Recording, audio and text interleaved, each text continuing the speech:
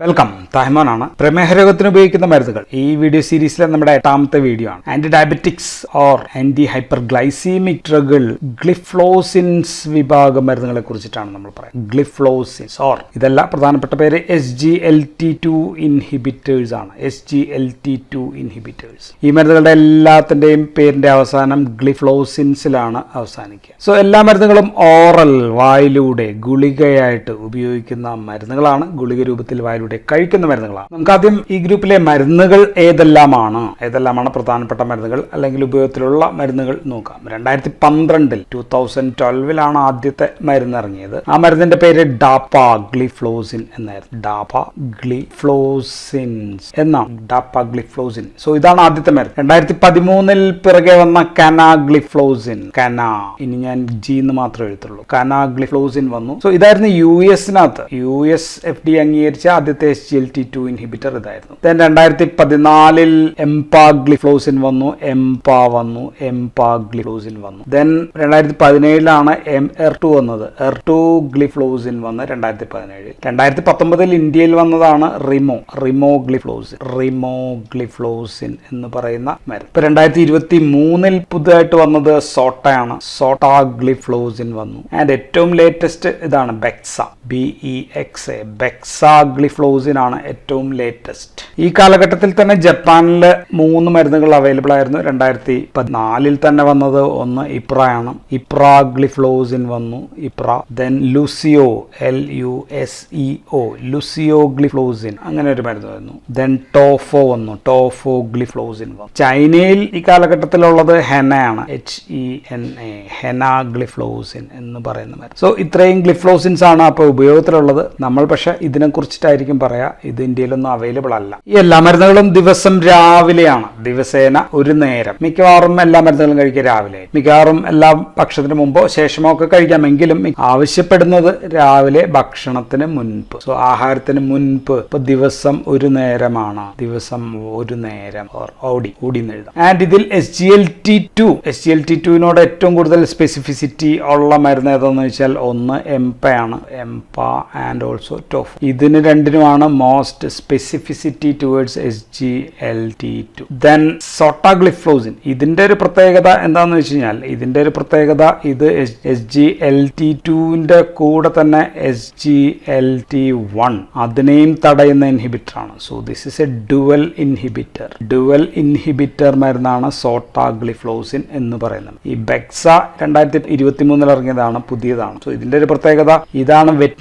വെറ്റിനറിയിൽ ആദ്യമായിട്ട് അനുവദിക്കപ്പെട്ടിട്ടുള്ള മരുന്ന് കൂടിയാണ്. പൂച്ചയിൽ, കാറ്റിൽ കൂടി അനുവദിച്ചിട്ടുണ്ട്. മനുഷ്യരിൽ ഉപയോഗിക്കും. അതല്ലാതെ വെറ്റിനറിയിൽ കൂടി അനുവദിക്കപ്പെട്ടിട്ടുള്ള ഏക മരുന്ന് ഇതാണ്. ദെൻ ഡാപാഗ്ലിഫ്ലോസിന്റെ ഡോസ് ആണ് ഏറ്റവും കുറവ്. 5 milligram ആണ് ദിവസം തുടങ്ങുക. ദെൻ ഇതും അത് തന്നെയാണ്. ER2 ഗ്ലിഫ്ലോസിനും 5 milligram സ്റ്റാർട്ട് ചെയ്യുന്ന ഒരു മരുന്നാണ്. ബാക്കി എല്ലാത്തിന്റെയും ഡോസ് കുറച്ചും കൂടി കൂടുതലാണ്. ഈ മരുന്നുകൾ മറ്റ് ഓറൽ ആന്റി ഡയബറ്റിക്സ് മരുന്നുകൾക്കൊപ്പം ഉപയോഗിക്കാവുന്ന മരുന്നുകളാണ്. സാധാരണ രീതിയിൽ മെറ്റ്ഫോർമിന്റെ ഒപ്പം ദെൻ DPP4 ഇൻഹിബിറ്റേഴ്സ് ആയിട്ടുള്ള സിറ്റാഗ്ലിപ്റ്റിന്റെ ഒപ്പം ചിലത് വിൽഡാഗ്ലിപ്റ്റിന്റെ ഒപ്പം ഉപയോഗിക്കുന്നുണ്ട്. ദെൻ ബാക്കി എല്ലാത്തിന്റെയും ഒപ്പം നമുക്ക് ഉപയോഗിക്കാം. ഗുളികയായിട്ട് ഉപയോഗിക്കാം. ഇതിന്റെ കോമ്പിനേഷൻ ആയിട്ട് അവൈലബിൾ ആണ്. 2 ചേർന്നതോ അല്ലെങ്കിൽ ഇതിലേതെങ്കിലും ഒരു മരുന്ന് ഡാപാഗ്ലിഫ്ലോസിൻ പ്ലസ് മെറ്റ്ഫോർ അല്ലെങ്കിൽ റെമോഗ്ലിഫ്ലോസിൻ പ്ലസ് വിൽഡ ഓർ കാനാഗ്ലിഫ്ലോസിൻ പ്ലസ് സിറ്റ ഇങ്ങനെയൊക്കെ അവൈലബിൾ ആണ്. ഓക്കെ. സോ കോമ്പിനേഷൻസ് സുഖമായിട്ട് ചേർത്ത് ഉപയോഗിക്കാം. ഒറ്റയ്ക്കായിട്ടും ഉപയോഗിക്കാം. എല്ലാ മരുന്നിനൊപ്പവും ഉപയോഗിക്കാം. ബാക്കിയുള്ള കാർബോസ് ആയാലും തയോഗ്ലിറ്റസോൺസ് ആയാലും സോ എല്ലാത്തിനൊപ്പം ഉപയോഗിക്കാം. പ്രമേഹരോഗത്തിനുള്ള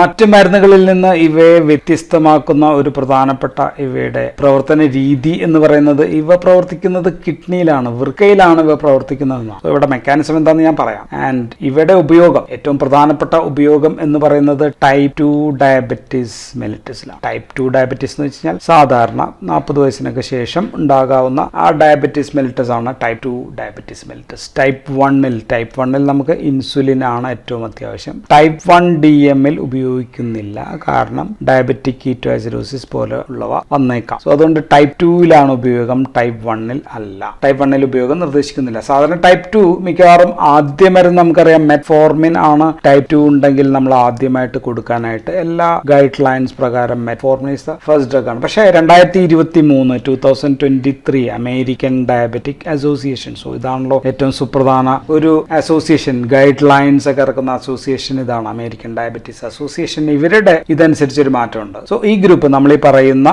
SGLT2 ഇൻഹിബിറ്റേഴ്സ് ഓർ ഗ്ലിഫ്ലോസിൻസിനെ നമുക്ക് പല കേസുകളിലും ഫസ്റ്റ് ലൈൻ ഡ്രഗ് ആണ്. ഫസ്റ്റ് ലൈൻ ഡ്രഗ് ആയിട്ട് ഉപയോഗിക്കാൻ നിർദ്ദേശിക്കുന്ന മരുന്ന് കൂടിയായി നമ്മൾ ഈ പറയുന്ന SGLT2 ഗ്ലിഫ്ലോസിൻസ് ഗ്രൂപ്പ് ആണ്. സോ ഇതാണ് ഈ മരുന്നുകളെ ഡയബറ്റീസിലെ സുപ്രധാന മരുന്നുകൾ ആക്കുന്നത്. സോ എവിടെയെല്ലാമാണ് ഈ ഉപയോഗം, ഫസ്റ്റ് ലൈൻ ആദ്യം ഈ മരുന്ന് കൊടുക്കൂ എന്ന് പറയുന്നത് എവിടെയൊക്കെയാണെന്ന് ചോദിച്ചു കഴിഞ്ഞാൽ, ഇപ്പൊ ഡയബറ്റീസ് ഉള്ളവരിൽ, പ്രമേഹമുള്ളവരിൽ, ഹൃദയരോഗ സംബന്ധമായിട്ടുള്ള രോഗങ്ങൾ ഉള്ളവർ, കാർഡിയോ വാസ്കുലാർ ഡിസീസസ് ഉണ്ടെങ്കിൽ, ക്രോണിക് കിഡ്നി ഡിസീസസ് ഉള്ളവരിൽ, CKDs ആൻഡ് CVDs. സോ ഇങ്ങനെയൊക്കെ ഉള്ളവരിൽ നമ്മൾക്ക് മെറ്റ്ഫോർമിൻ കൊടുക്കുന്നതിന് പകരം go for this SGLT2 inhibitors എന്നാണ് പുതിയ guide line. So first line ആയിട്ട് ഈ മരുന്ന് കൊടുക്കാൻ ശുപാർശ ചെയ്തു. സോ ഇത്തരം രോഗങ്ങൾ ഗുരുതരമാകുന്ന അവസ്ഥ കുറയ്ക്കും. സോ ഈ രോഗങ്ങൾ നമുക്കറിയാം മുന്നോട്ട് ഇങ്ങനെ പ്രോഗ്രസീവായിട്ട് പോകുന്തോറും ഇത് കൂടിക്കൊണ്ടേയിരിക്കും. സോ ഈ അവസ്ഥ, ഗുരുതരമാകുന്ന അവസ്ഥ ലഘൂകരിക്കുകയും അതുമൂലമുള്ള മരണസാധ്യതകൾ 30%, CKD, CVD,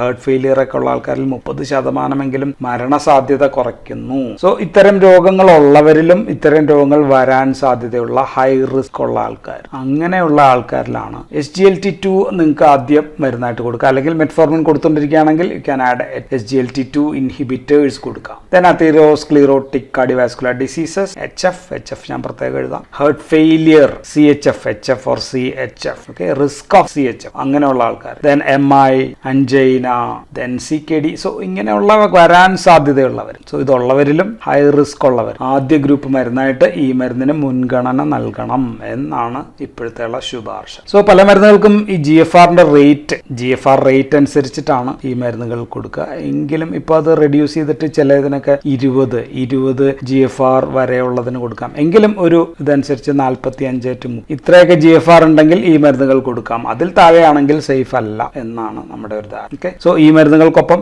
SGLT2 ഇൻഹിബിറ്റേഴ്സ് മാത്രമല്ല ശുപാർശ ചെയ്തിരിക്കുന്ന മറ്റു മരുന്നുകൾ GLP-1 റിസപ്റ്റർ അഗോണിസ്റ്റ്, ആ മരുന്നുകൾ അത് ഓൾറെഡി നമ്മൾ ഡിസ്കസ് ചെയ്തതാണ്. സോ ആ മരുന്നുകളും ആദ്യ ഇതായിട്ട് കൊടുക്കാനായിട്ട് ആവശ്യപ്പെടുന്നുണ്ട്. ഈ ഗ്രൂപ്പ് മരുന്നുകൾ ഗ്ലിഫ്ലോസിന്റെ ആന്റി ഡയബറ്റിക് മെഡിസിൻസ് ആയിട്ടുള്ള സ്റ്റാറ്റസ് എന്താണ് എന്ന് ചോദിച്ചു കഴിഞ്ഞാൽ, സോ ഓറലാണെന്ന് നമ്മൾ ഓൾറെഡി പറഞ്ഞു. സോ ഗുളിക ഓറലായിട്ട് കഴിക്കാവുന്ന മരുന്നാണ്. ടൈപ്പ് 2 എന്നുള്ള കാര്യം നമ്മൾ പറഞ്ഞു. ദെൻ ടൈപ്പ് 1 കോൺട്രാ ഇൻഡിക്കേറ്റഡ് ആണ്. സോ ടൈപ്പ് 1 കോൺട്രാ ഇൻഡിക്കേറ്റഡ് ആണ്. മരുന്ന് ഫാസ്റ്റ് ആക്ടിംഗ് ആണ്, നന്നായിട്ട് വേഗത്തിൽ പ്രവർത്തിക്കുന്ന മരുന്നാണ്. ദെൻ സസ്റ്റെയിൻഡ് ആയിട്ടുള്ള ആക്ഷൻ ഉള്ള മരുന്നാണ്, തുടർച്ചയായിട്ട് നല്ല രീതിയിൽ പ്രവർത്തിക്കുന്ന ഒരു മരുന്ന് കൂടിയാണ്. ആൻഡ് ഈ മരുന്ന് വെയിറ്റ് ലോസ് ഉണ്ടാകും. സോ വെയിറ്റ് ലോസ് ഉണ്ടാക്കുന്ന തരം മരുന്നാണ്. സോ FDA റെക്കമെൻഡേഷൻ അനുസരിച്ച് ഇന്റർമീഡിയറ്റ് ആണ്, വെയിറ്റ് ലോസിനുള്ള ചാൻസ് ഇന്റർമീഡിയറ്റ് ആണ്. 2 to 3 കിലോഗ്രാം വരെ തൂക്കം കുറയ്ക്കാം. So this is very good for അമിതവണ്ണം, ഒബിസിറ്റി ഉള്ള ആൾക്കാരിൽ വളരെ നല്ല മരുന്നായിരിക്കും. വളരെ ക്ഷീണിച്ചിരിക്കുന്ന ആൾക്കാരിൽ ഒഴിവാക്കുക. കാറ്റബോളിക് സ്റ്റേറ്റ് ഉള്ള ആൾക്കാരിലാണ് ഈ മരുന്ന് ഒഴിവാക്കേണ്ടത്. അതാണ് ഏറ്റവും വലിയ പ്രശ്നം ഈ മരുന്ന്. ഈ മരുന്ന് ഒറ്റയ്ക്ക്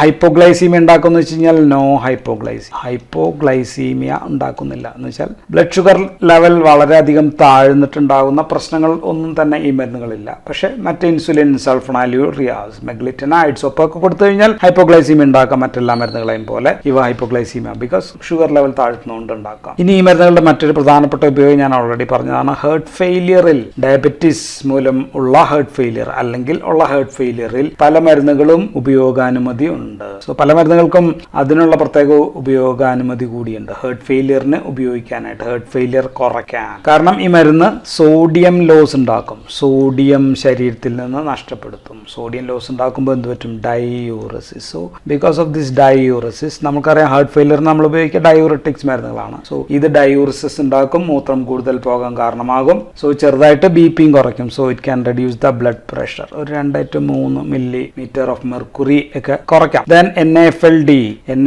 ഉള്ളവർ അല്ലെങ്കിൽ NASH, so that means hepatic disease ആണ്, നോൺ ആൽക്കഹോളിക് ഹെപ്പാറ്റിക് സ്റ്റേറ്റോടൈറ്റിസോ അങ്ങനെയൊക്കെയുള്ള ഹെപ്പാറ്റിക് ഡിസീസ് ഉള്ള ആൾക്കാരിലും നമുക്ക് SGLT2 ഇൻഹിബിറ്റേഴ്സ് കൊടുക്കാം, നിർദ്ദേശിക്കപ്പെടുന്ന മരുന്നാണ്. ഇനി ഡയബറ്റിക് കിഡ്നി ഡിസീസസ് ഉള്ള ആൾക്കാരിലാണെങ്കിലോ, so these can improve albuminuria improve ചെയ്യാനായിട്ട് മൂത്രത്തിലൂടെ കൂടുതലായിട്ട് ആൽബുമിൻ പോകുന്നത് തടയുന്നു. സോ യൂറിൻ ആൽബുമിൻ ടു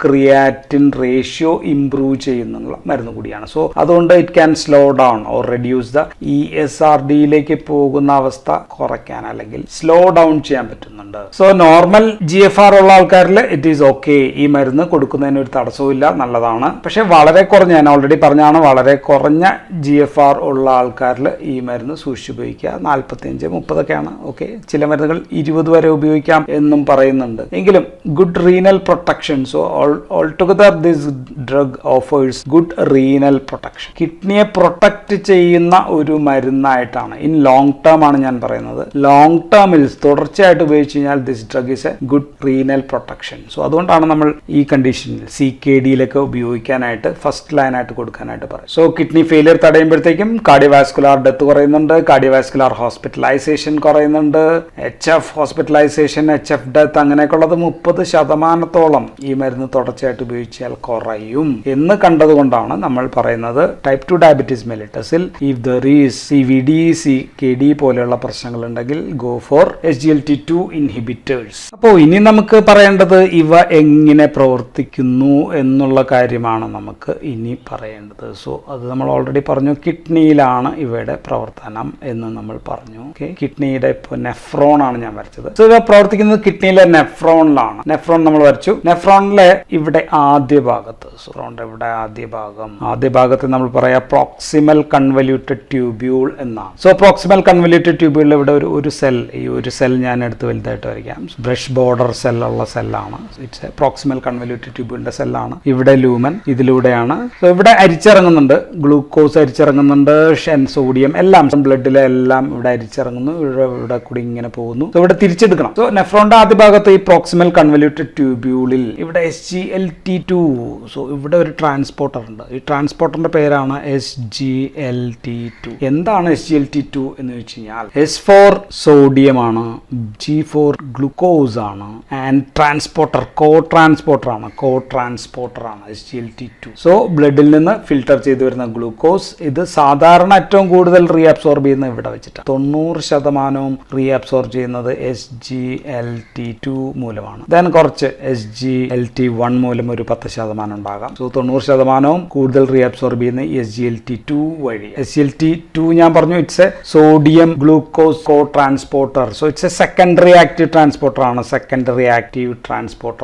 സിംപോർട്ടർ ആണ്. അതിന്റെ പ്രത്യേകത എന്ന് വെച്ചാൽ സോഡിയം അകത്തേക്ക് കയറുന്നു. സോഡിയം അകത്തേക്ക് കയറുമ്പോൾ അതിന്റെ കൂടെ ഗ്ലൂക്കോസിന് കൂടി അകത്തേക്ക് കയറും. സോ ഇത് തടയുന്ന മരുന്നാണ്. അതാണ് നമ്മൾ ഉപയോഗിക്കുന്ന SGLT2 ഇൻഹിബിറ്റേഴ്സ് എന്നാണ് നമ്മൾ ഗ്ലിഫ്ലോസിന് പറയാം. സോ ഇതിനെ തടയുമ്പോൾ എന്ത് പറ്റും? സോഡിയം അകത്തേക്ക് പോകുന്നത് തടയും. സോ സോഡിയം അകത്തേക്ക് തിരിച്ചെടുക്കുന്നില്ല, അപ്പോൾ ഗ്ലൂക്കോസും തിരിച്ചെടുക്കുന്നില്ല. അപ്പൊ എന്താ സംഭവിക്കുക? സോഡിയം ഇതിലെ കൂടി ഇങ്ങനെ പോയി അവസാനം സോഡിയം ശരീരത്തിൽ നിന്ന് നഷ്ടപ്പെടും. സോഡിയം ലോസ് ഉണ്ടാകും. സോഡിയം മാത്രമാണ്, ഗ്ലൂക്കോസും ശരീരത്തിൽ നിന്ന് നഷ്ടപ്പെടും. സോ സോഡിയം നഷ്ടപ്പെടുന്നു, ഗ്ലൂക്കോസ് നഷ്ടപ്പെടുന്നു. സോഡിയം നഷ്ടപ്പെടുമ്പോൾ അതിന്റെ കൂടെ വെള്ളവും നഷ്ടപ്പെടും. So this produces osmotic diuresis ഉണ്ടാക്കുന്ന മരുന്നാണ്. ഗ്ലൂക്കോസും പോകുമ്പോൾ അതിന്റെ കൂടെ വെള്ളവും നഷ്ടപ്പെടും. സോഡിയം ഗ്ലൂക്കോസും നഷ്ടപ്പെടുമ്പോൾ അതിന്റെ കൂടെ വെള്ളവും കൂടി നഷ്ടപ്പെടുന്നതിനാണ് നമ്മൾ ഓസ്മോട്ടിക് ഡൈയൂറസിസ് എന്ന് പറയാം അല്ലെ. ഉപ്പ് തിന്നവൻ വെള്ളം കുടിക്കും, പഞ്ചസാര തിന്നവനും വെള്ളം കുടിക്കും. സോ ഉപ്പ് ശരീരത്തിൽ നിന്ന് പോയാലും പഞ്ചസാര ശരീരത്തിൽ നിന്ന് പോയാലും വെള്ളവും കൂടെ പോകും. സിമ്പിൾ ആണ്. സോ അതിനാണ് നമ്മൾ ഓസ്മോട്ടിക് ഡൈയൂറസിസ് എന്ന് പറയുന്നത്. സോ ഇത് കുറയുമ്പോഴത്തേക്കും ബ്ലഡ് വോളിയം കുറയും. So this can reduce the blood volume കുറയും. സോ ഗ്ലൂക്കോസ് ഓൾറെഡി കുറയ്ക്കുന്നുണ്ട്, ബ്ലഡ് വോളിയം കുറയുമ്പോൾ കുറച്ച് BPയും കുറയും. അതാണ് നമ്മൾ 2 to 3 millimeters ഓഫ് മെർക്കുറി കുറയാം. സോ അപ്പോൾ നമ്മൾ എന്ത് ചെയ്യണം? സ്ഥിരമായിട്ട് ഇത് കഴിക്കുന്ന ആൾക്കാർ ഒരു 350 ml എങ്കിലും അഡീഷണൽ ആയിട്ട് വെള്ളം കുടിച്ചു കഴിഞ്ഞാൽ ഓക്കെയാണ്. സോ ഗ്ലൂക്കോസ് ഇങ്ങനെ അമിതമായിട്ട് യൂറിനിലൂടെ വന്നാൽ ബ്ലഡ് ഗ്ലൂക്കോസ് നില കുറയും അല്ലെ. ഇതാണ് സംഭവിക്കുക. എത്ര കുറയും എന്ന് വെച്ച് കഴിഞ്ഞാൽ ഏകദേശം 60 to 80 ഗ്രാം ദിവസം ഗ്ലൂക്കോസ് നഷ്ടപ്പെടുന്നു. അത് കലോറി ആയിട്ട് പറഞ്ഞാൽ ഒരു 240 to 320 കലോറീസ് ഓഫ് ഗ്ലൂക്കോസ് ആയിരിക്കും ഒരു ദിവസം ഇതുമൂലം നഷ്ടപ്പെടുക, because of this inhibition of SGLT2. So ഇതാണ് ഇവിടെ പ്രധാനപ്പെട്ട mechanism of action. Diabetes രോഗമുള്ളവരിൽ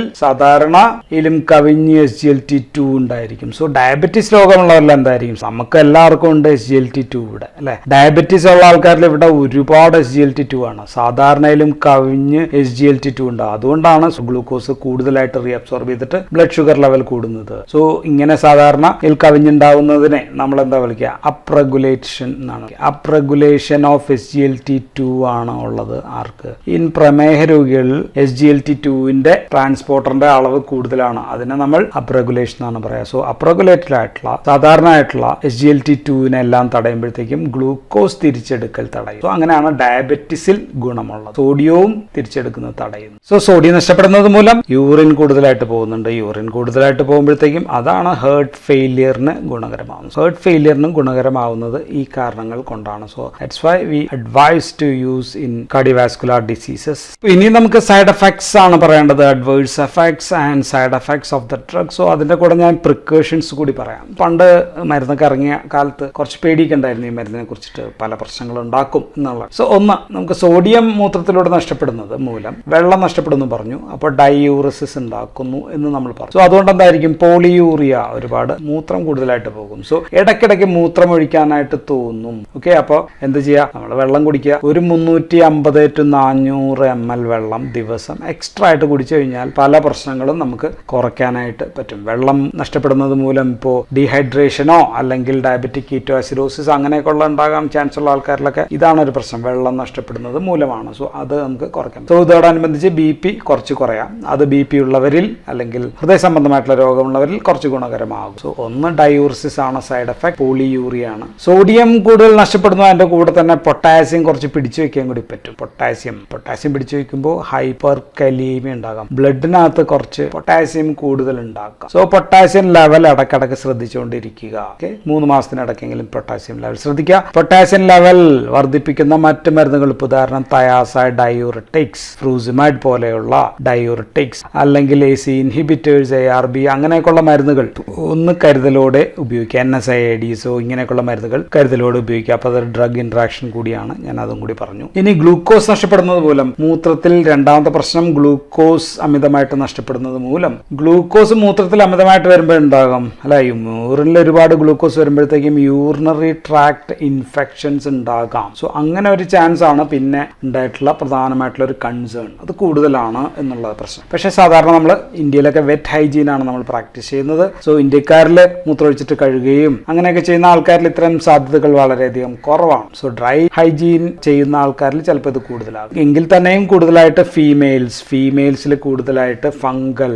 or മൈക്കോട്ടിക് infections ഉണ്ടാകാം. സോ ഫംഗൽ ഓർ മൈക്കോട്ടിക് ഇൻഫെക്ഷൻസ് എവിടെയാണ്, ജെനിറ്റൽ ഏരിയയിൽ. സോ ജെനിറ്റൽ മൈക്കോട്ടിക് ഇൻഫെക്ഷൻസ് ആണ് സാധ്യതയുള്ളത്, അത് സൂക്ഷിക്കുക. ഇനി മൂന്നാമത്തത് മരുന്ന് ടൈപ്പ് 1 ഡയബറ്റീസിൽ ഉപയോഗിക്കരുത് എന്ന് പറഞ്ഞു. അത് ഉണ്ടാവാനുള്ള കാരണം ഡയബറ്റിക് കീറ്റോഅസിഡോസിസ് ഉണ്ടാവാനുള്ള ചാൻസ് ആണ്. ഈ മരുന്നുകൾ ഉപയോഗിക്കുമ്പോൾ ഡയബറ്റിക് കീറ്റോഅസിഡോസിസ് കൂടുതലാണ് എന്നാണ് ഒരു കണ്ടെത്തലുണ്ടായിരുന്നത്. അത് എല്ലാവരിലും സത്യത്തിൽ ഇല്ല എന്നുള്ളതാണ്. സാധ്യതയുള്ളവർ ആരാണെന്ന് ചോദിച്ചാൽ മാൽനറിഷ്ഡ് ആയിട്ടുള്ള ആൾക്കാരിൽ, അല്ലെങ്കിൽ നേരത്തെ ഡയബറ്റിക് കീറ്റോഅസിഡോസിസ് ഉണ്ടായിട്ടുള്ള ആൾക്കാരെ, അല്ലെങ്കിൽ അതിന് പ്രോൺ ആയിട്ടുള്ള ആൾക്കാർ, ദെൻ എന്തെങ്കിലുമൊക്കെ സർജറിയോ അല്ലെങ്കിൽ മറ്റ് അസുഖങ്ങളോ ഒക്കെ ഉള്ള അക്യൂട്ട് ഇൽനസ് ഉള്ള ആൾക്കാരിൽ ഇങ്ങനെ ഡയബറ്റിക് കീറ്റോഅസിഡോസിസ് ഉണ്ടാവാൻ ചാൻസ്. ദെൻ വളരെ കുറഞ്ഞ എമൗണ്ടിൽ കാർബോഹൈഡ്രേറ്റ് കഴിക്കുന്നവർ, അല്ലെങ്കിൽ കീറ്റോ ഡയറ്റ് മാത്രം ഉപയോഗിക്കുന്നവർ, കീറ്റോ ഡയറ്റ് ഒക്കെ ഉപയോഗിക്കുന്ന ആൾക്കാർ. സോ ഇങ്ങനെയൊക്കെ ഉള്ളവരിലാണ് ഡയബറ്റിക് കീറ്റോഅസിഡോസിസ് ഉണ്ടാകുന്നത്. സാധാരണ നോർമൽ ആയിട്ടുള്ള ആൾക്കാരിൽ ഇതിനുള്ള ചാൻസ് കുറവാണ്. മാൽനറിഷ്ഡ് ആയിട്ടുള്ള കാറ്റബോളിക് സ്റ്റേറ്റ്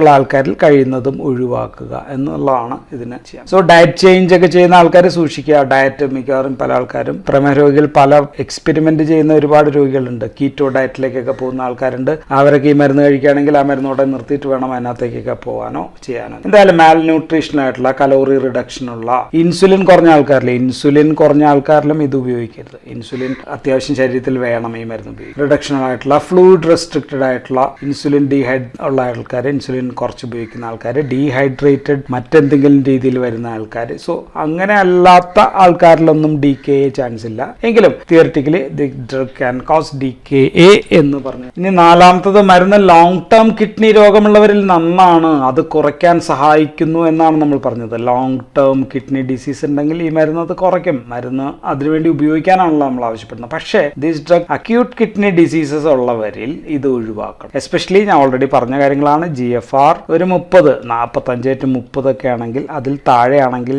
ജസ്റ്റ് അവോയ്ഡ്, ഒഴിവാക്കുക. ഇപ്പൊ ചില മരുന്നുകൾ GFR 20 വരെയൊക്കെ അലൗഡ് ആണ്, എങ്കിലും GFR കുറഞ്ഞ ആൾക്കാരിൽ ഒഴിവാക്കുന്നതായിരിക്കും നല്ലത്. ഇനി മറ്റൊരു പ്രധാനപ്പെട്ട കൺസേൺ, അഞ്ചാമത്തെ ഒരു കൺസേൺ ആണ് ഞാൻ പറയുന്നത്. അപൂർവ കുറവാണ് എങ്കിലും മരുന്ന് ഉപയോഗിക്കുന്നവരിൽ ആംബ്യൂട്ടേഷൻസ് കൂടുതലാണ് എന്നൊരു സാധ്യതകളാണ് ആദ്യമായിട്ട്. കാൽ മുറിച്ചു മാറ്റുന്നു അല്ലെങ്കിൽ വിരലുകൾ ഒക്കെ മുറിച്ചു മാറ്റേണ്ടി വരുന്ന കൂടുതലായിട്ട് കണ്ടതായിട്ട് പറയുന്നു റിപ്പോർട്ട്. പക്ഷെ ഇവിടെയും കൈകാലുകളിലേക്ക് രക്തോട്ടം കുറഞ്ഞ ആൾ, ഓക്കെ, ദെൻ PVD ഉള്ള ആൾക്കാർ, പെരിഫറൽ വാസ്കുലർ ഡിസീസസ് ഉള്ള ആൾക്കാർ, ഗാംഗ്രീൻ ഉള്ള ആൾക്കാർ, ആക്റ്റീവായിട്ടുള്ള ഫുട്ട് അൾസറേഷൻ ഉള്ള ആൾക്കാർ, ഇങ്ങനെയൊക്കെയുള്ള ആൾക്കാരിൽ ഒഴിവാക്കി കഴിഞ്ഞാൽ കുഴപ്പമില്ല. ഓക്കെ, ഇങ്ങനെയൊക്കെയുള്ള ആൾക്കാരിൽ അങ്ങോട്ട് ഒഴിവാക്കുക. ബാക്കിയുള്ള ആൾക്കാരിലൊന്നും ആംബ്യൂട്ടേഷൻ ചാൻസ് ഒന്നും ഇല്ല. ദെൻ മറ്റ് സൈഡ് എഫക്ട്സ് എന്തൊക്കെയായിരിക്കും? നൗസിയ ഉണ്ടാക്കാം, വോമിറ്റിംഗ് ഉണ്ടാക്കാം, മലൈസ്, ക്ഷീണം, ഓക്കെ, ദെൻ BP കുറച്ച് കുറയാം, then urine, increased urine already പറഞ്ഞു, പോളിയൂറിയ പറഞ്ഞു. പിന്നെ തലവേദന ഉണ്ടാക്കാം, തലവേദന, ഹെഡേക്ക് വേണമെങ്കിൽ ഉണ്ടാക്കാം, ബാക്ക് പെയിൻ, നടുവേദന കുറച്ച് ഉണ്ടാക്കാം പറയും. ഓക്കെ, സോ ഇത്രയൊക്കെയാണ് ഇവരുടെ side effects or adverse effect. Then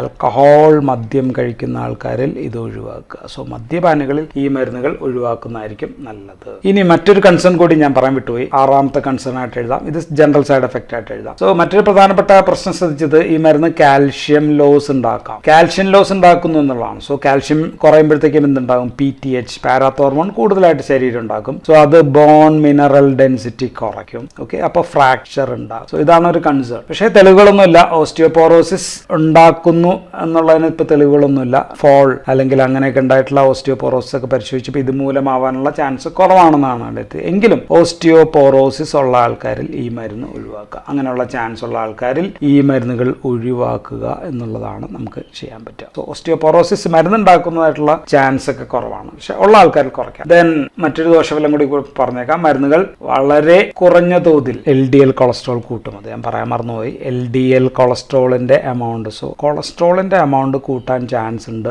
ഈ മരുന്ന് എന്നുകൂടി എന്നുള്ള ഒരു ശ്രദ്ധ വേണം. സോ LDL കൊളസ്ട്രോൾ വർദ്ധിപ്പിക്കാം. ഇനി ജനറലായിട്ട് കുറച്ച് കാര്യങ്ങൾ മരുന്നിനെ കുറിച്ചിട്ട്, മരുന്ന് എത്ര HbA1c കുറയ്ക്കും എന്ന് ചോദിച്ചു കഴിഞ്ഞാൽ അത് എഫിഷ്യൻസി കുറവാണ്. സാധാരണ ഏറ്റവും ലോ ആണ് എഫിഷ്യൻസി, അത് 1ൽ താഴെയാണ്, ലെസ് ദാൻ 1, 0.7 to 1.1 ഒക്കെയാണ് പരമാവധി എഫിക്കസി ഈ ഗ്രൂപ്പ് ഓഫ് മരുന്ന് മൊത്തത്തിൽ. സോ മറ്റു മരുന്നുകളെ അപേക്ഷിച്ച് ഏറ്റവും താഴെയാണ് സ്ഥാനം. ഗ്ലൈസീമിക് എഫക്ട് കുറവാണ്, എങ്കിലും ഒരു ആഡ് ഓൺ ഡ്രഗ് ആയിട്ട് ഇത് ഉപയോഗിക്കുമ്പോൾ, സ്ഥിരമായിട്ട് ഉപയോഗിക്കുമ്പോൾ 1 ഡിഗ്രി എങ്കിലും HbA1c കുറയ്ക്കാനായിട്ട് പറ്റും. ദെൻ ഈ മരുന്ന് ഉപയോഗിക്കുമ്പോൾ diuretics, loop thiazide diuretic, ACE inhibitors, ARB, NSAIDs തുടങ്ങിയവ കരുതലോട് ഉപയോഗിക്കാൻ ഞാൻ ഓൾറെഡി പറഞ്ഞു. സോ പൊട്ടാസ്യം ലെവൽ പരിശോധിക്കുക എന്നുകൂടി പറഞ്ഞു. ദെൻ ഈ മരുന്ന് ഓൾറെഡി പറഞ്ഞ കാര്യം തന്നെയാണ് മെറ്റ്ഫോർമിൻ, DPP-4 ഇൻഹിബിറ്റേഴ്സ്, സിറ്റാഗ്ലിപ്റ്റിൻ, വിൽഡാഗ്ലിപ്റ്റിൻ പോലെയുള്ള മരുന്നുകളായിട്ട് ചേർത്ത് ഗുളികയായിട്ട് നമുക്ക് ഉപയോഗിക്കാം, മറ്റു മരുന്നുകൾക്കൊപ്പം ഉപയോഗിക്കും. ഓക്കെ, സോ ഈ മരുന്നുകൾ ഉപയോഗിക്കുമ്പോൾ ഏറ്റവും അധികം ശ്രദ്ധിക്കേണ്ട കാര്യം ഇതാണ്, കാറ്റബോളിക് സ്റ്റേറ്റ് ഉള്ള ആൾക്കാരാണോ എന്നുള്ള കാര്യം ഒന്ന് ശ്രദ്ധിച്ചാൽ മാത്രം മതി. കാറ്റബോളിക് സ്റ്റേറ്റ്, വണ്ണം കുറഞ്ഞ ആൾക്കാർ, ഇൻസുലിൻ കുറഞ്ഞ ആൾക്കാർ,